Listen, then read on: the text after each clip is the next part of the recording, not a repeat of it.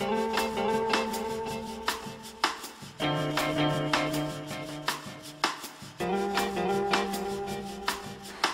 de la femme en noir, bonsoir et bienvenue dans le débat d'idées, notre émission consacrée aux sujets de société les plus actuels et les plus existentiels. Aujourd'hui sur le plateau du débat d'idées, on ne la présente plus, actrice à succès qu'on ne présente plus. Vous l'avez certainement déjà vue dans des films comme L'Auberge de la Gnôle, très bon film sorti il y a quelques années de ça maintenant. Et sa suite non moins très bonne, Les Poupées Rustres, qui était peut-être même un chouïa meilleur que le précédent.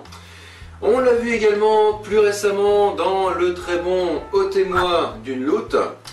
Et son dernier film sorti cette semaine au cinéma sur tous les écrans s'intitule donc Revêche et qui est également une très bonne comédie qu'elle sait bien gérer, étant donné que c'est une très bonne actrice. Donc je reçois aujourd'hui Cécile Defrange, ouais. Bonjour. Et pour l'accompagner, je reçois également une autre invitée que l'on ne présente plus. Elle est connue pour son esprit mordant et son humour détonnant. Sa chaîne YouTube connaît un très grand succès depuis peu. Je reçois donc Edith de Nantes, ouais. Bonjour Sylvie. Alors mesdames, je vous présente le sujet du jour pour lequel je vous ai invité. La solitude, choix ou contrainte lorsque l'on est une personne transgenre. Qu'en pensez-vous? Alors, on le rappelle, lorsque l'on est une personne transgenre, il est statistiquement plus difficile de trouver l'âme sœur, ou l'âme frère, n'est-ce pas, Edith de Nantes? Par défaut, oui, on va dire. C'est en effet un petit peu plus délicat. Et vous, Cécile Defrange, vous qui aviez interprété le rôle d'une femme homosexuelle dans L'Auberge de la Gnôle et dans Les Poupées Rustres, également sa suite, qu'en pensez-vous? Je ne vois pas trop le rapport entre le fait d'interpréter une personne homosexuelle dans certains rôles et le fait d'être seul en tant que personne transgenre. C'est vrai, ça a aucun rapport. On coupera ça au montage, vous en faites pas. En fait, ça doit pas être simple pour vous, Edith, de trouver quelqu'un lorsque l'on est une personne transgenre. Edith de Nantes, c'est même quelque chose de très dur. Il y a des jours où il faut savoir se dire que ça va pas être de la tarte. Vous, Edith de Nantes, par exemple, vous avez dû avoir du mal à trouver quelqu'un. Oula, m'en parlez pas. Vous avez quelqu'un en ce moment? Ah oui? Non, c'était une question. Ah ok. Non, enfin je ne pense pas. À vrai dire, je pensais que c'était vous qui alliez me donner cette info. Ouais. Mais non, désolé. Pas grave. De toute façon, en ce moment, j'ai pas le temps. Le tournage des vidéos, l'écriture, le montage, tout ça. Non, je suis en train de me mettre à jour par rapport à toute une série de séries que j'ai pas eu le temps de voir. Ouais, ok. Donc pas malheureuse pour autant. Non, car heureusement, je m'occupe pas mal pour me distraire et ne pas trop penser que ma vie c'est de la merde. Oui, d'ailleurs, on le voit sur ces quelques photos qui défilent. Vous passez pas mal de temps avec vos amis à refaire le monde devant quelques verres, en quelque sorte.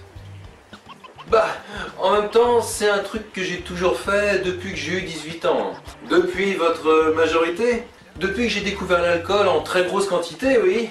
Ouais, ok. Et vous, Cécile Defrange, vous pensez, comme Edith de Nantes, qu'être seul pour une personne transgenre, c'est un peu pesant, on va dire? Ça dépend comment la personne le vit, en fait. Enfin, je suppose. Ouais. Je tiens à préciser que je le vis bien, hein, en tant que personne transgenre, que de ne pas avoir de relation en ce moment. Hein. Ouais. Tant qu'on ne tourne ni droguée ni dépressive. Edith de Nantes? Je suis une merde. Ouais. Mais non Edith, ne t'en fais pas. En plus, tu as déjà eu des histoires, non? Oui, c'est pas faux. Ouais. Et elle le savait, tes ex? Oui, l'un, je ne sais pas. Elle le savait, oui. De ce côté-là, j'ai toujours été honnête, hein, en leur disant qui j'étais vraiment. Ouais. Le jour même ou après? Alors, il y en a, ça a été plus tard dans la relation, du style plusieurs mois. Et d'autres, ça s'est fait le jour même, voire même avant. Si. Ouais, alors là, bravo. Faut en avoir pour pouvoir parler comme ça, car ça doit pas être simple. Oui, c'est très bien, Edith. Merci. Cécile Defrange, vous, de votre côté, la solitude pour les personnes comme Edith de Nantes, c'est quelque chose qui vous touche? Disons que si c'est quelque chose que l'on choisit, on doit pouvoir, dans ce cas-là, le vivre mieux. Et puis, la vie est longue. Ouais. Regardez-moi par exemple, dans mes films, mes pièces de théâtre, etc. Il m'arrive de faire des rencontres à la fois improbables ou plus sérieuses. Ouais. Là, ce coup-ci, c'est moi qui dis un truc qui n'a rien à voir. C'est pas grave, on coupera au montage. Bon, eh bien, voilà ce que l'on pouvait dire là-dessus, à savoir que le fait d'être seul pour une personne transgenre, ce doit être un choix et non une contrainte. Si c'est une contrainte, il faut tout faire pour en sortir. Par contre, si c'est un choix, eh bien, il faut savoir prendre la vie comme elle vient. Dans tous les cas, l'avenir vous donnera toujours une chance. C'est très joli, c'est de vous ça? Non, en effet, c'est George Michael. Oui, je vous le confirme. Il s'agit du titre Cowboy and Angels, sorti en 1990 sur l'album Listen Without Prejudice. C'est la 5 sur le disque et elle fait 7 minutes 14. Ouais, ça c'est de la mémoire.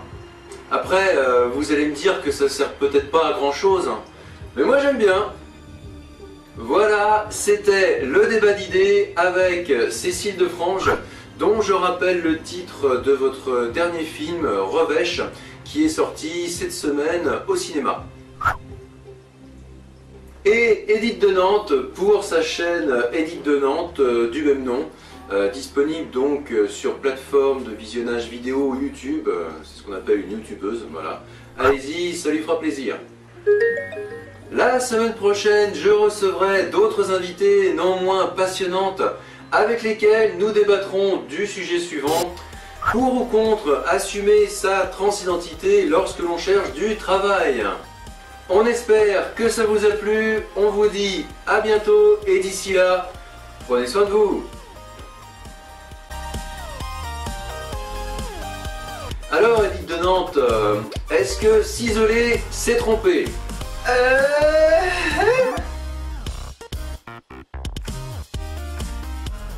Et pour vous, Cécile Defrange, est-ce que jouer, c'est tromper?